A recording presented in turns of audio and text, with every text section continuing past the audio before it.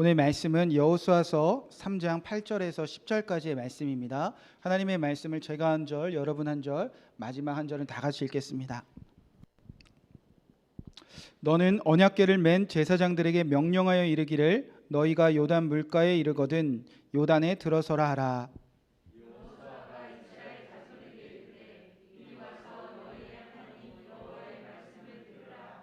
함께 읽겠습니다. 또 말하되 살아계신 하나님이 너희 가운데 계시사 가나안 족속과 헷 족속과 히 족속과 브리스 족속과 기르가스 족속과 아모리 족속과 여부스 족속과 너희 앞에서 반드시 쫓아내실 줄을 이것으로 너희가 알리라. 아멘. 하나님의 말씀입니다. 자리에 앉으시기 바랍니다.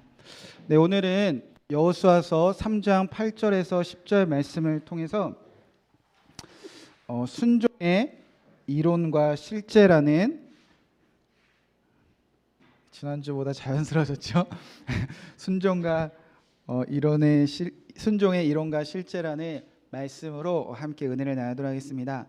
지난 3개월 동안 우리가 여호수아서 1장부터 5장까지 아주 천천히 그러나 자세하게 좀 살펴보았습니다.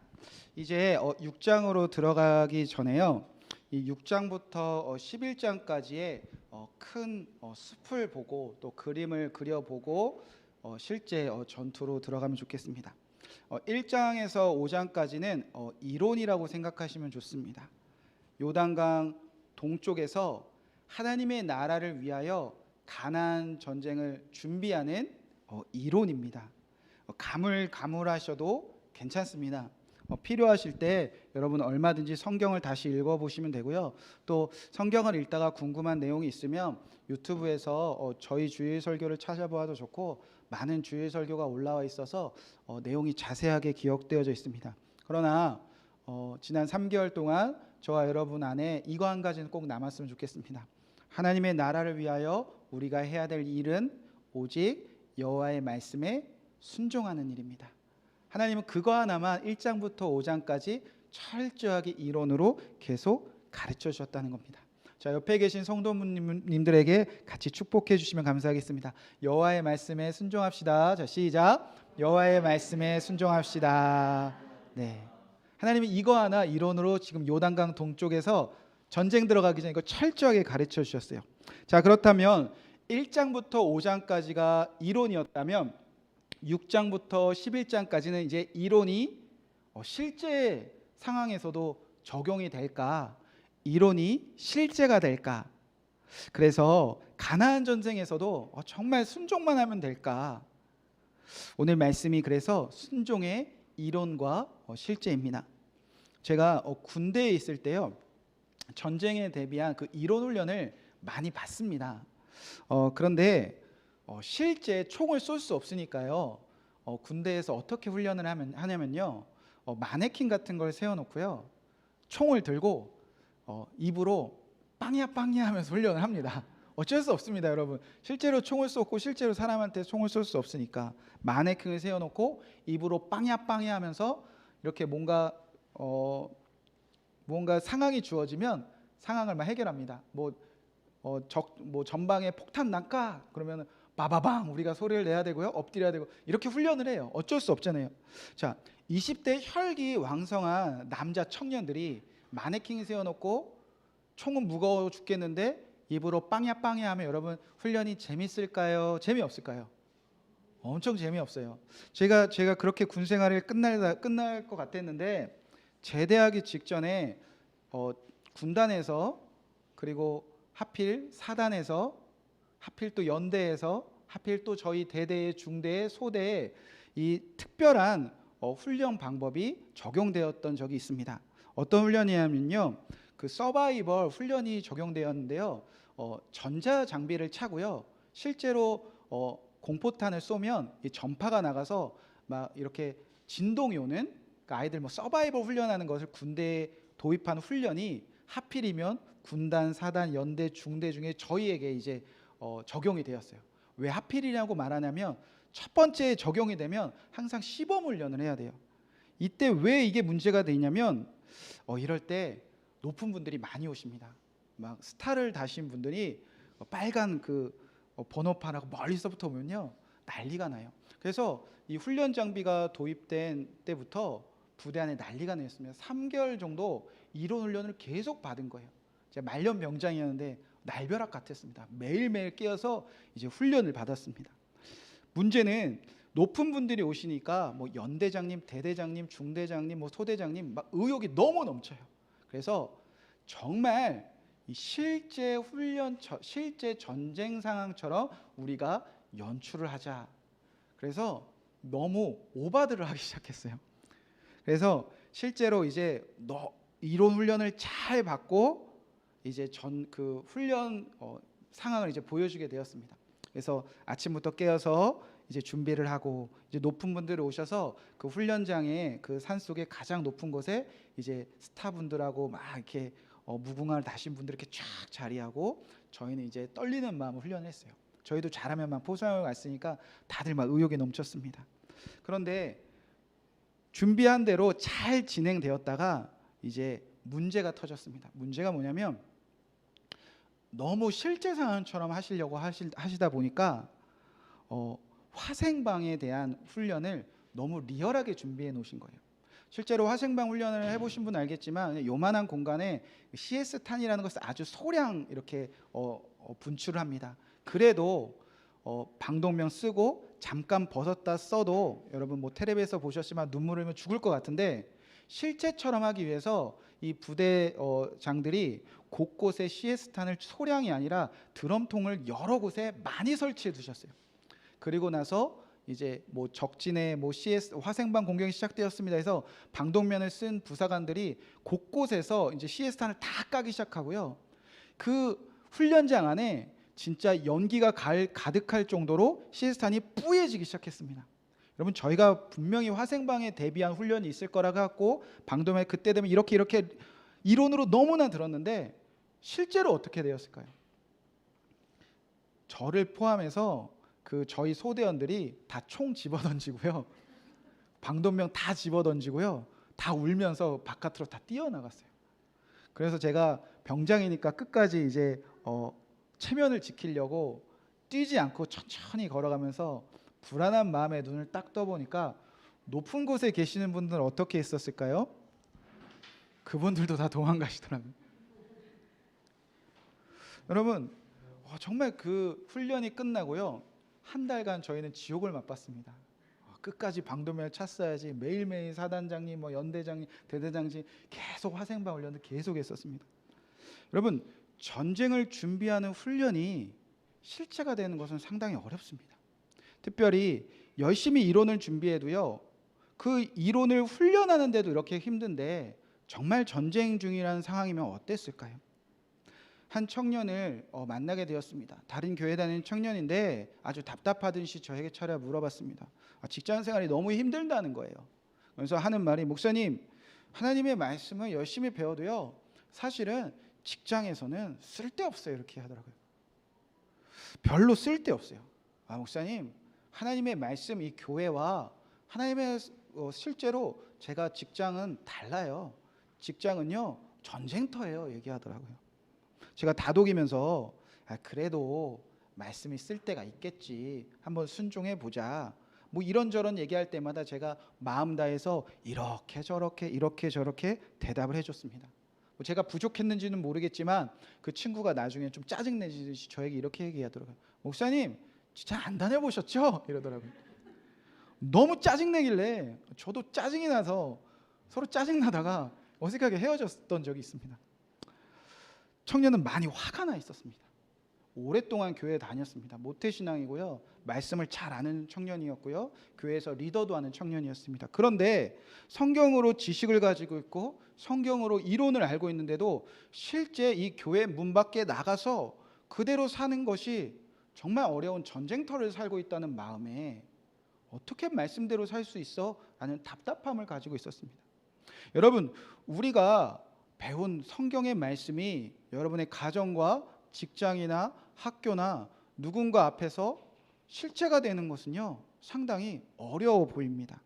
성경에 배운 이론이 정말 그대로 우리가 살아낼 수 있을까? 우리가 쉽지 않게 생각하고 있습니다. 교회에서 배운 대로 세상에서 사는 거 어리석어 보일 때가 너무나 많이 있습니다.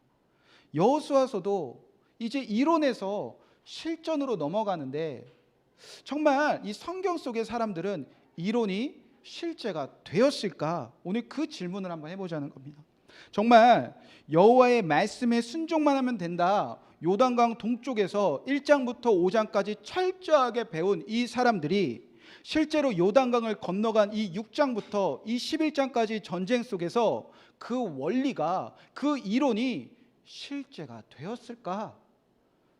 여러분, 이게 정확해야 우리도 말씀대로 한번 살아볼 용기라도 날 거 아니에요. 자, 이론이 실제로 넘어가는 순간을 우리가 한번 짚고 넘어가겠다는 겁니다. 자, 하나님은 말씀하셨습니다. 이 전쟁의 원리를. 자, 요단강을 건너간 방법대로 가나안 땅에서 들어가서 살면 된다 말씀하셨습니다. 그 말씀이 여호수아서 3장 8절, 9절, 10절 말씀입니다. 말씀을 우리 한번 다 같이 한번 오늘 말씀을 읽어보겠습니다. 다시 한번 제가 읽고 여러분 읽고 마지막으로 다 같이 읽어보겠습니다. 너는 언약궤를 맨 제사장들에게 명령하여 이르기를 너희가 요단 물가에 이르거든 요단에 들어서라 하라. 자, 9절 시작.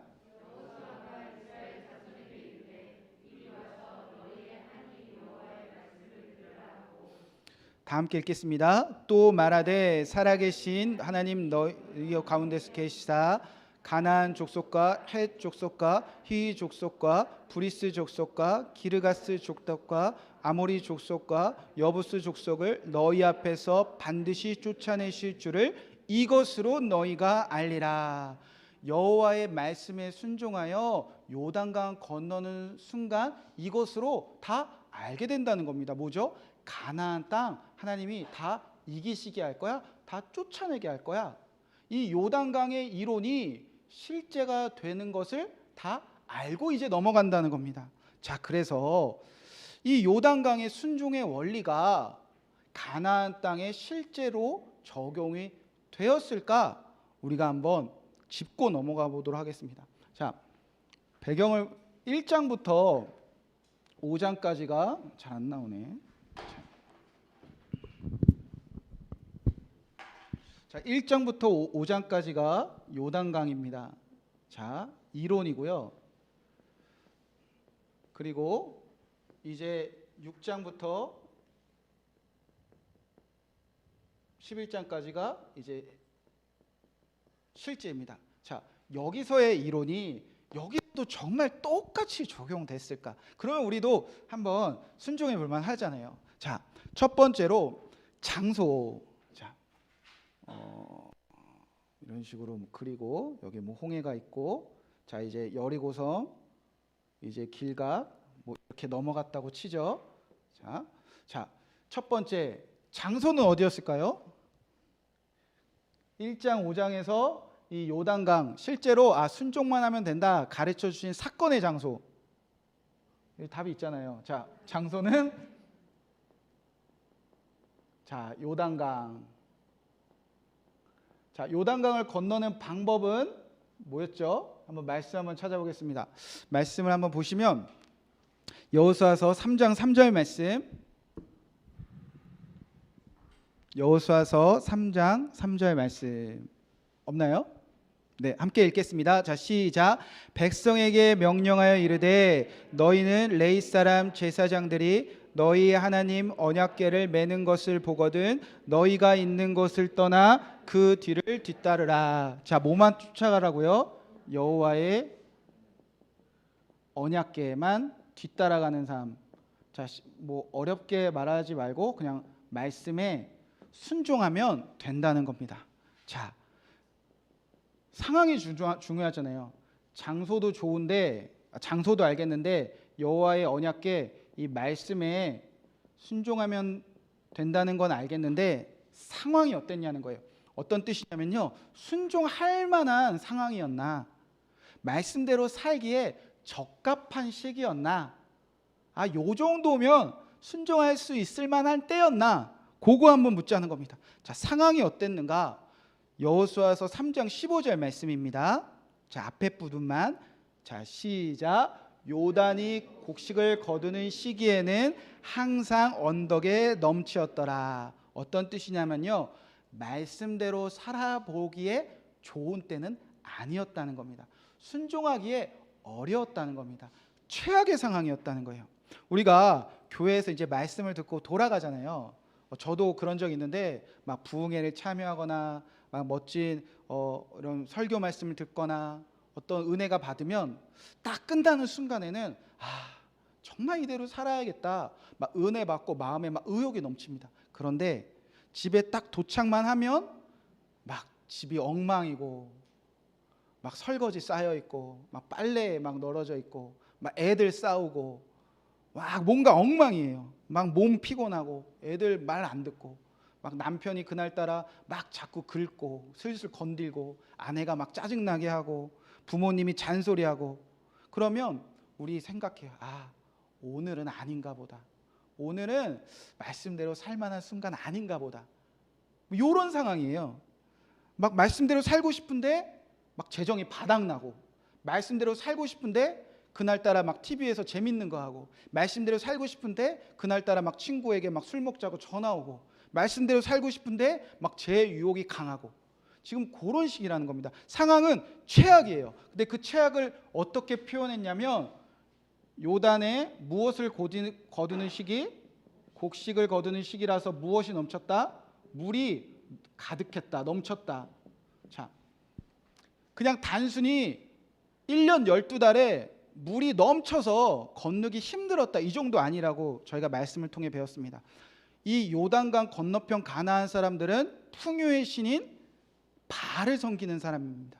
바알이 1년 12달 죽어 있다가 이들은 이때 우리 신이 살아났다고 생각해요. 바로 곡식 거두는. 그러니까 우리 신이 우리에게 많은 먹고 살만하게 해준 이때가 자기네가 믿는 우상이 가장 강하다고 믿는 때였습니다. 그래서 우리가 믿는 신이, 풍요의 신이 나 가장 잘 먹고 잘 살게 해주는 그때였다는 겁니다. 그러니까 적들은 지금 가장 강할 때였다는 겁니다. 가나안 족속이 볼 때 우리는 제일 강해, 너네 신보다 우리 신이 셀 때야, 그렇게 스스로 가장 강하다고 믿을 때, 즉 이스라엘 사람들이 보기에는요, 지금 싸우러 가기에, 순종하기에는 최악의 상황이었다는 거예요. 자, 그런데 누가 먼저 순종했습니까? 제사장들. 자, 누가가 중요하면 누가?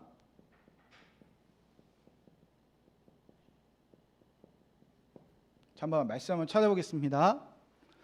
여호수아서 3장 15절 말씀 끝까지 읽으면 누가 먼저 순종했는가? 자, 시작. 요단이 곡식 거두는 시기에는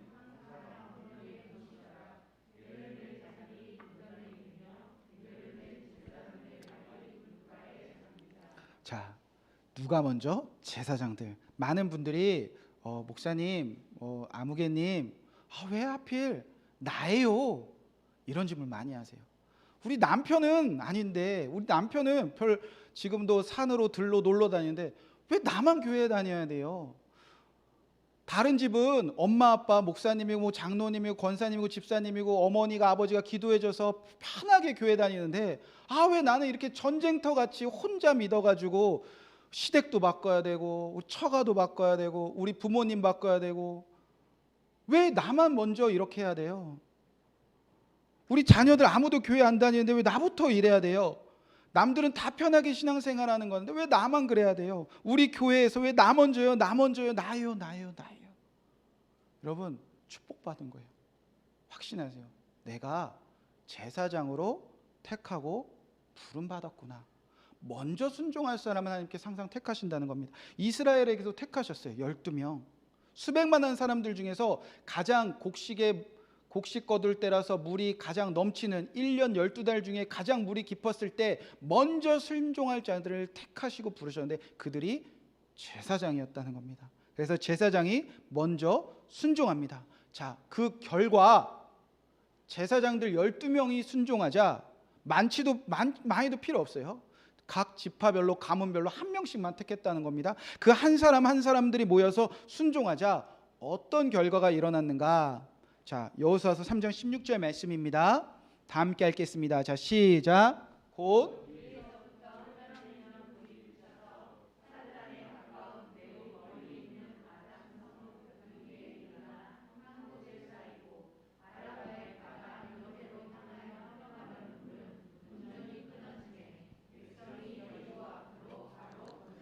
아멘. 자, 어떤 일이 일어났죠? 여호와의 언약궤를 맨 제사장들이 그 물을 밟자 물이 끊어졌습니다. 그런데 그림을 보시면 요단강이 위에서 아래로 흐르는데 위에서 끊어지고 이 마른 땅이 이렇게 드러났다는 겁니다. 결국에 요단강이 위에서 아래로 이렇게 끊어지고 갈라졌다는 겁니다. 그리고 마른 땅이 드러났다는 거죠. 지리적으로 볼 때는 남과 북이 이제 나누어지기 시작했다는 겁니다. 자, 그래서 최종 이 순종의 목적은 무엇이었냐? 3장 17절 말씀 다 함께 읽겠습니다. 여호와의 언약궤를 맨 제사장들은 요단 가운데 마른 땅에 굳게 섰고 그 모든 백성이 요단강을 건너기 마칠 때까지 모든 이스라엘은 그 마른 땅을 건너갔더라. 아멘. 자, 요단강에서 여호와의 언약궤를 말씀에 순종하라고 했을 때 상황은 최악이었지만 제사장들이 가장 먼저 순종하고 그러자 남과 북이 위아래로 끊어지자 이 순종의 목적은 여러분 누가 구원받았습니까? 누가 많은 땅을 건너갔죠? 이스라엘 전체가 구원받았다는 겁니다. 여러분 순종의 목적은요, 나 잘 먹고 잘 사는 거 아니에요.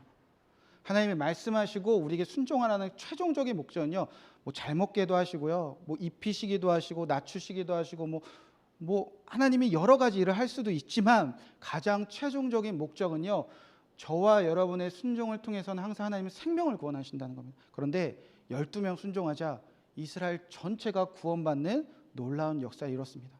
요단강 물에 끝까지 그 중심에 가운데 끝까지 서 있으니까 모든 이스라엘 백성들이 다 마른 땅으로 건너가 생명을 구원받는 놀라운 역사가 일어났다는 겁니다. 자, 그러면 이 이론이 이제 이쪽에서 일어났다면 이 건너가서도 여기서도 실전에서도 똑같이 이루어졌냐? 한번 그거 보자는 겁니다.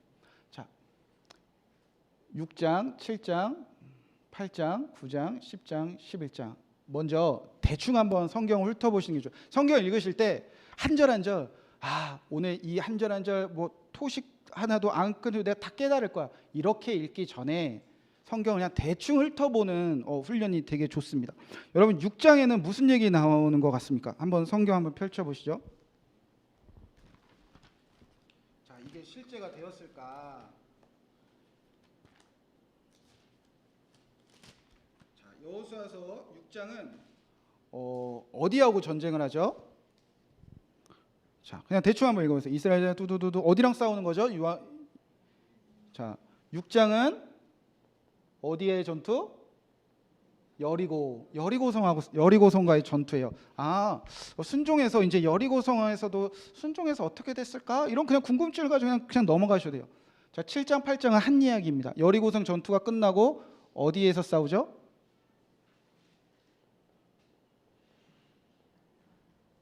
무슨 전투죠? 아이성. 아이성인데 여리고는 왜 한 장인데 아이성은 왜 두 장이지? 이 정도 궁금증. 자, 그럼 9장에서는 어떤 이야기 있죠? 누구랑 이제 화친을 맺어요. 누가 막 여호수아를 속여요. 누가 속이죠? 기브온과 화친을 맺습니다. 얘네는 왜 화친을 맺지? 뭐 그냥 이렇게 보는 거예요. 자, 10장은 전투가 이제 실제로 시작되는데 여리고성 아이성 전투보다 간략하게 어디랑 싸우면 연합군이랑 싸우는데 남쪽 연합군이랑 싸우고 11장은 북쪽 연합군과 싸웁니다. 이런 얘기구나. 자, 그런데 이 전체에서 저 원리가 그대로 적용이 되었을까? 그거 한번 알아보자는 겁니다. 자, 장소는 이제 요단강이 아니라 건너와서 어디로 왔죠? 가나안 땅. 자, 뭐 방법은 똑같아야 되니까 여호와의 언약궤만 뒤따라가는 거. 그래서 뭐 여리고성 돌 때 제사장, 그 다음에 언약궤, 그 다음에 백성들이 쫙 따르잖아요. 여호와의 언약궤 말씀에만 순종하는 거. 이게 전쟁에서도 될까? 자, 상황은 어땠냐는 거예요. 상황. 가나안 땅을 정복하기에 그때가 좋은 때였습니까? 나쁠 때였습니까? 자, 말씀 한번 찾아보겠습니다. 창세기 15장 6절 말씀 찾으셔도 좋고요. 화면을 보시죠. 화면을 보시고 창세기 15장 6절 말씀. 네, 함께 읽겠습니다. 자, 시작. 내 자손은 사대 만에 이 땅으로 돌아오리니 이는 아모리 족속의 죄악이 아직 가득 차지 아미함이라 하시더니. 자, 하나님이 아브라함에 약속하셨습니다. 아브라함아, 사대 만에 이 가나안 땅 돌아올 거야. 하나님, 지금은 왜 안 돼요? 우리 자손들 여기서 살면 안 돼요? 라고 물으시자. 하나님, 이렇게 지금은 안 돼. 왜? 가나안 땅 그 아모리 족속의 죄악이 아직은 가득 차지 않았어. 그런데 훗날에 저 가나안의 죄악이 가득 차면 그때 올 거야. 그러니까 지금은요, 이 요단 곡식 물, 이 하나님의 나라를 방해하는 것이 가득했듯이 상황은요, 지금 무엇이 가득할 때죠? 죄악이 가득할 때.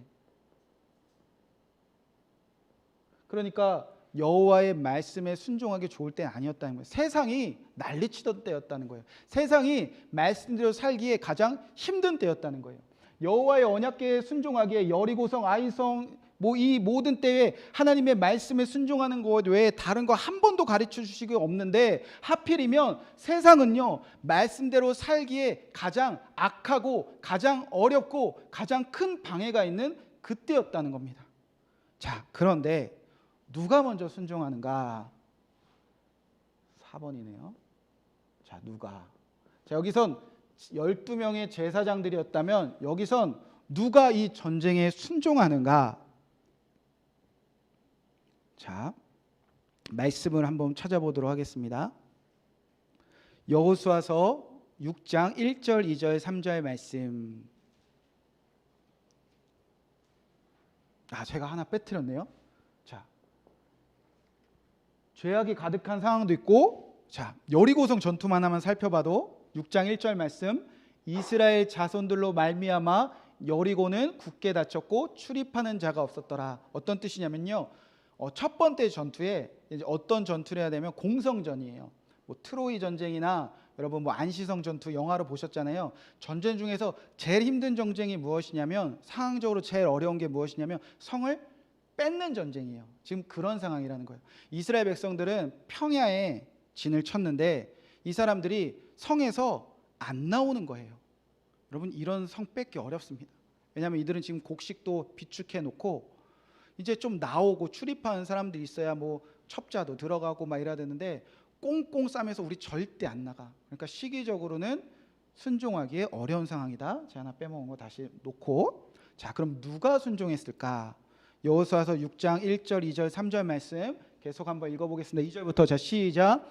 여호와께서 여호수아에게 이르시되 보라, 내가 여리고와 그 왕과 용사들을 내 손에 넘겨 주었으니 너희 모든 군사는 그 성은 둘러 성 주위에 매일 한 번씩 돌되 엿새 동안 그리하리라. 아멘. 여러분, 요단강 건널 때는요 제사장들이 순종해서 백성들이 구원받았다는 겁니다. 그러면 이제 전쟁 이 12명 제사장만 한다? 이 12명만 순종한다? 절대 아니라는 거예요. 이제 누가 다 순종하기 시작했다는 거죠? 이스라엘 전체가, 모든 군사들이, 모든 계수된 남자들이. 그래서 이제는 이스라엘. 자, 아이성 전투도 볼까요? 아이성 전투에서 이제 제사장들만 싸우나? 8장 3절 4절 말씀입니다. 함께 읽겠습니다. 자, 시작. 이에 여호수아가 일어나서 군사와 함께 아이로 올라가려 하여 용사 3만 명을 뽑아 밤에 보내며 그들에게 명령하여 이르되 너희는 성읍 뒤로 가서 성읍을 향하여 매복하되 그 성읍에서 너무 멀리하지 말고 다 스스로 준비하라. 아멘. 이론에서는요 12명이 본을 보인 거예요.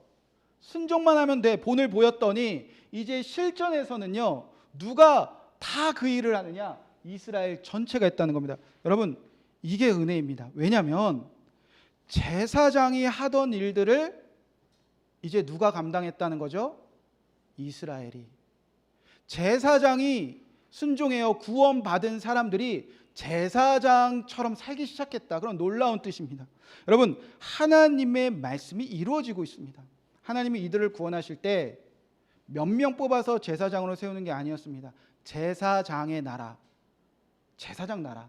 그리고 원어를 보면 제사장들 복수입니다. 그러니까 모두가 제사장들이 되기를 원하셨는데 이론이 실제가 되는 전쟁터에 던져놓으니까 모두가 제사장들처럼 순종하는 그 역할을 감당하기 시작했다는 거예요. 그러니까 하나님의 뜻이 이루어져서 실전에서는요, 오히려 많은 사람들이 나도 순종할 거야, 하나님 말씀하시면 나도 싸울 거야, 나도 그렇게 해볼 거야, 그렇게 다 제사장처럼 사는 그 놀라운 일이 이루어지기 시작했다는 겁니다.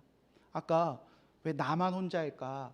그런데 여러분을 통해서 여러분 주변의 사람들도 반드시 여러분처럼 제사장대로 살게 되는 그 놀라운 축복이 이루어지시기를 주님의 이름으로 간절히 축복의 말씀을 드립니다. 남편이 제사장이면요, 아내도 제사장 되는 거고요, 아내가 제사장 되면 남편도 제사장 되는 겁니다.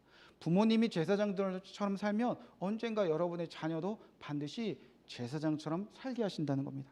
자, 그러면 결과,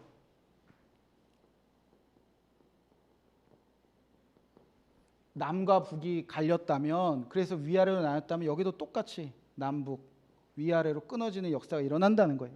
자, 그래서 성경을 멀리서 보면 좋습니다. 자, 지금 전쟁을 시작할 때 어디를 자르냐는 거면요, 잘 안 보이는데 요단강으로 가나안 땅이 이렇게 있습니다. 근데 여리고성의 위치가 이 요단강 가까운 곳이라면 아이성은 약간, 자, 지금 어디를 자른 거죠? 허리를 자른 거예요. 이스라엘의 전쟁이 시작할 때 첫 번째로 순종해서 가나안의 허리를 자릅니다. 그러니까 이제 가나안은 어떻게 됐죠? 요단강이 갈라진 것처럼 남과 북이 갈려요. 그래서 전쟁이 어떻게 되는 거죠? 괜히 남쪽 싸우고 북쪽 싸운 거 아니에요. 요단강의 원리가 그대로 적용이 돼서 하나님의 말씀에 순종하니까 이 가나안 땅에서도 마른 땅이 중앙에 딱 드러난 거예요. 그래서 남쪽 잘라먹고 북쪽 잘라먹고, 만약에 연결됐으면 서로 한 번에 싸울 수 있는데 하나님은 마른 땅을 점점 확장시키는 전쟁을 하셨다는 겁니다. 자, 그러면 전쟁의 최종 목적도 이루어졌을까? 최종 목적이 이스라엘 구원, 영혼 구원이었다면 우리가 순종할 때 실전에서도 그 목적은 이루어지는가? 이스라엘 백성들은 이루었어요. 자, 여러분, 정말 우리가 잘못하면 안 되는 것이, 여호수아하면 진멸, 한 명도 싹도 남기자고 다 죽여야 돼, 전쟁의 끔찍한 그 하나님의 이미지를 생각하고 있는데, 가나안 전쟁이요, 정복, 진멸, 다 살육, 살인, 네 편 내 편 갈려서 내 편 아니면 다 죽이는 그런 것이 최종 목적 절대 아니라는 겁니다. 요즘에 교회들도 그렇고요, 한국 교회가 조금만 다르면 네 편 내 편 싸워서 갈라지고 싸우고 분열되고 서로 죽일 듯이 싸우고 다 몰아내는데, 정말 하나님의 마음 몰라서 그러는 거예요. 교회가 편을 가르는 그런 메시지는 여러분 다 그냥 안 들으셔도 좋아요. 하나님은 편 갈라서 죽이는 거 원치 않으셨습니다. 자, 순종해서 이스라엘 백성들 구했다면, 자, 목적, 여리고성에 순종합니다. 여기서 하나님이 다른 방법 안 가르쳐 주잖아요. 여호와의 언약궤를 따라 순종만 해.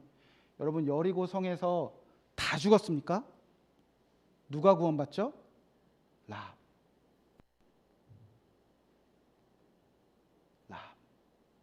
이게 목적이에요. 우리가 순종하니까 이방인들, 죄악에 가득한 사람 중에서 한 집을 구원했다는 겁니다. 그럼 아이성 전투에서 다 죽었습니까? 아이성 전투에 하나님께서 뭘 말하냐면요, 이제 7장 8장에서 9장 이걸 연결시키는 거예요.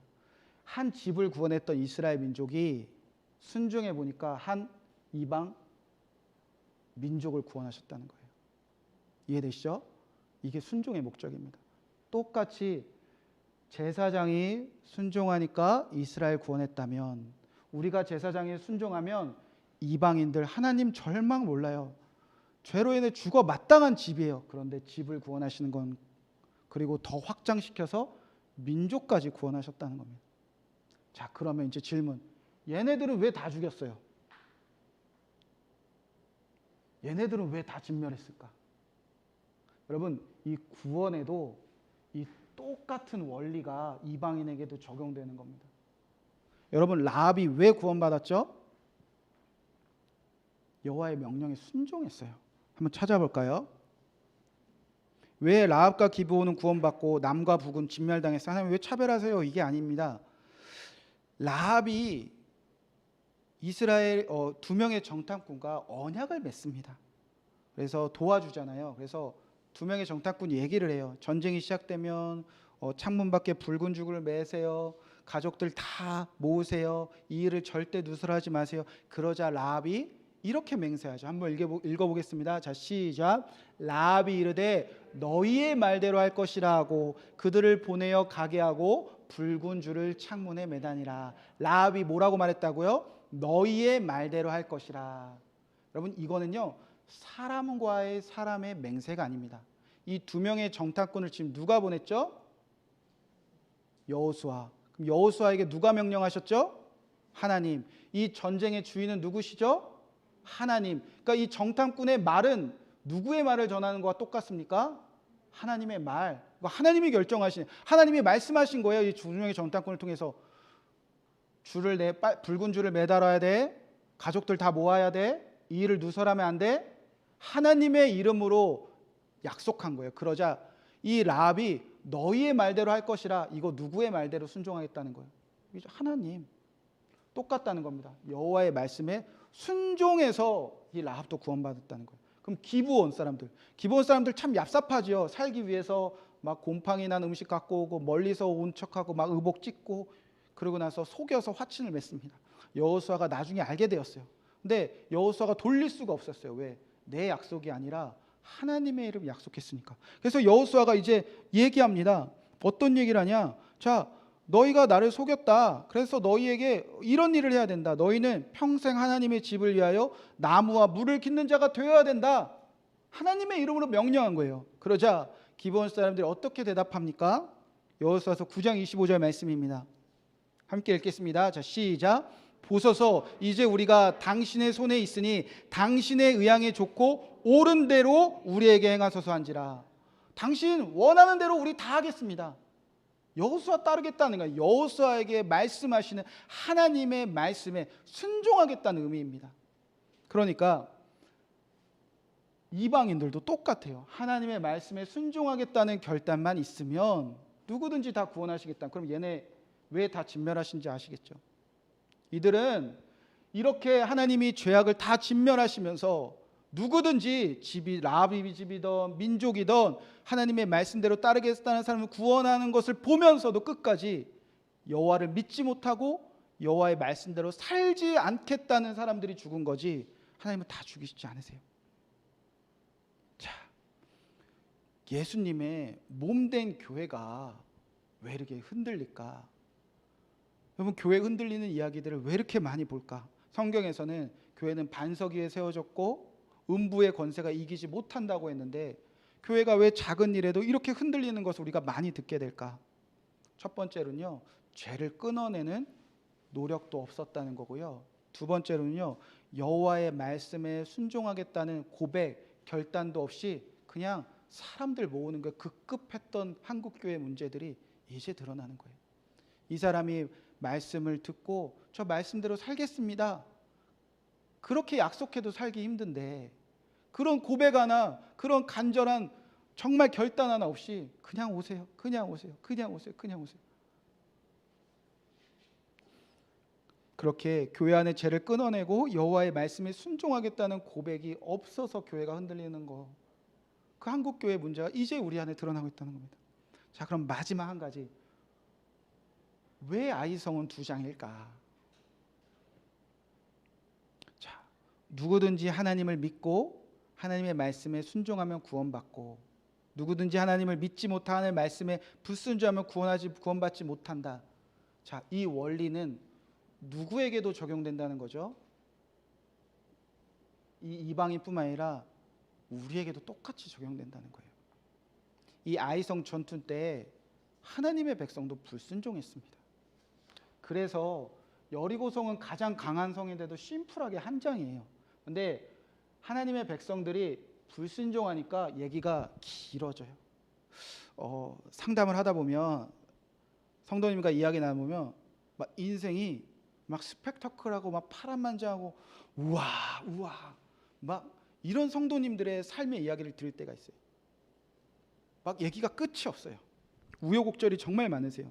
결국 잠잠히 다 들어보면 그분의 인생이 이렇게 막 이야기가 많은 이유는 순종이 없었기 때문이에요.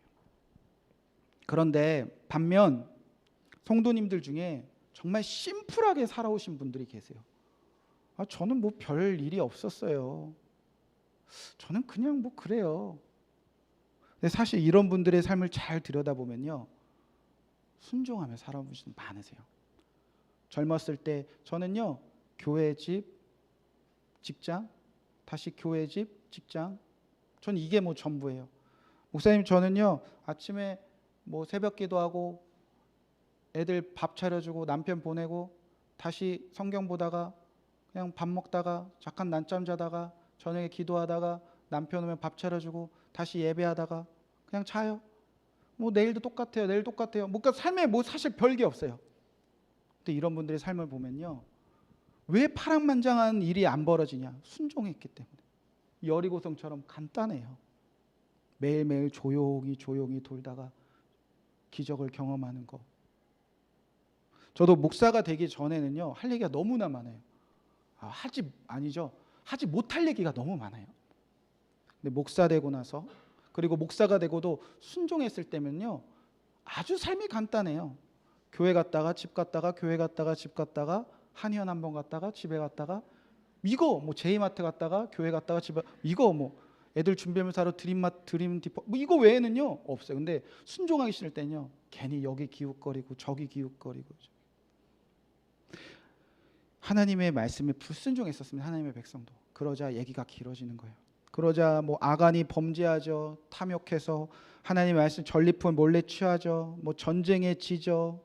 막 꼬이죠. 백성들이 모여서 회의하죠. 막 제비 뽑죠. 막 범인 색출하죠. 범인 색출하고 이스라엘 백성들이 다 막 돌 던져 죽이죠. 그리고 나서 다시 전쟁하죠. 그리고 나서 다시 에발산에 모여서 다시 처음부터 율법 1 창세기 1장부터 다 다시 들어야 되죠.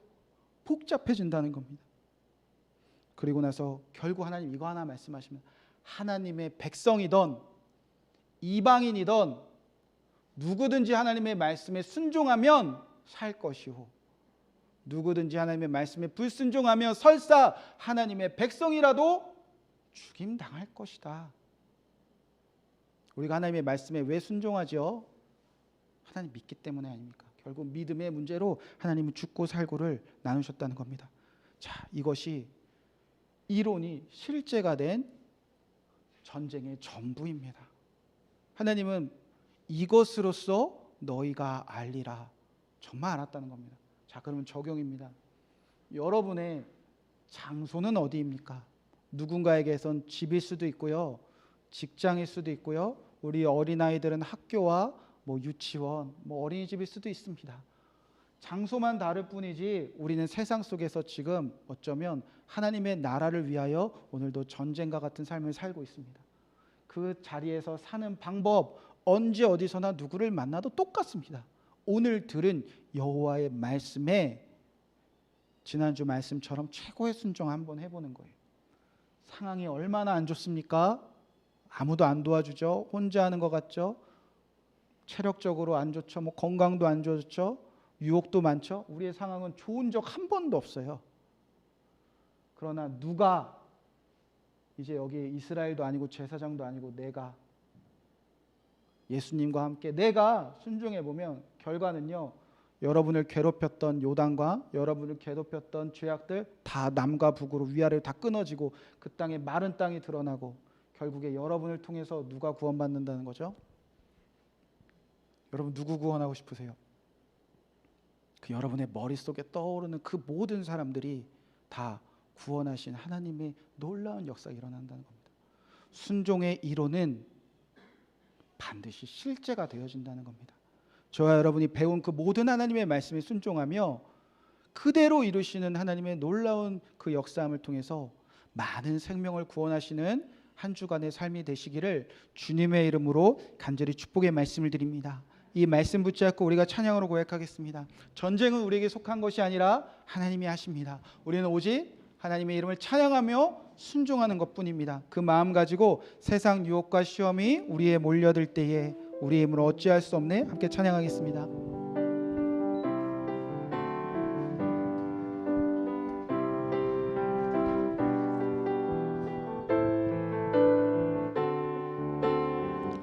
세상 유혹과 세상의 유혹 시험이 내게 몰려올 때에 나의 힘으론 그것들 모두 이길 수 없네. 더욱 죄악 폭풍 가운데 위축된 나의 영 어찌할 바를 몰라 어찌할 바를 몰라. 우리 다시 한번 고백하겠습니다. 세상 유혹이 유혹 시험이 내게 몰려올 때 나의 힘으로는 그것들 모두 이길 수 없네. 거대한 폭풍 가운데 위축된 나의 영혼 위축된 나의 영혼 어찌할 바를 몰라 헤매이고 있을 때 주를 찬양 손을 들고 찬양 전쟁은 나에게 속한 것 아니니 아멘. 주를 찬양 손을 들고 찬양 손을 들고 찬양 전쟁은 하나. 우리 다시 한번 주를 찬양 우리 말씀에 정말 순종하겠습니다. 이런 마음으로 찬양하겠습니다. 주를 찬양 손을 들고 찬양 전쟁은 나에게 속한 것 아니니 주를 찬양 손을 들고 찬양 전쟁은 하나님께 속한 것이니. 그렇습니다. 우리가 때로는 이 세상에 전쟁과 같은 삶을 살 때가 있습니다. 가정에서, 직장에서, 학교에서, 교회에서, 이 나라 가운데, 온 세계 가운데 우리가 때로는 하나님의 나라를 위하여 전쟁과 같은 삶의 자리로 우리가 나아갈 때가 있습니다. 그때 하나님이 가르쳐 주신 이 한 가지 방법 잃어버리지 않는 우리가 되게 하여 주시옵소서. 오직 여호와의 언약궤만 뒤따라가겠습니다. 오직 여호와의 율법과 그의 말씀에 순종만 하겠습니다. 상황이 최악이라 할지라도 재정이 무너지고 관계가 무너지고 주위를 둘러봐 아무도 없고 거대한 폭풍이 우리를 둘러싼 것 같은 아버지 그런 가장 안 좋은 순간이라 할지라도 내가 제사장이 되어 내가 왕같은 제사장이 되어 그 땅을 밟고 그곳에 굳게 서서 끝까지 여호와의 말씀에 순종하게 하여 주시옵소서. 그때 모든 문제가 위아래로 끊어지며 모든 문제가 우리에게서 다 떠나가며 마른 땅이 드러나게 될 것입니다. 결국 우리의 순종으로 하나님이 많은 영혼을 구원하실 것을 믿습니다. 우리의 순종으로 생명을 구원하는 교회와 가정이 되게 하셔서 하나님의 나라를 이 땅에 이루어내는 우리의 삶이 되게 하여 주시옵소서.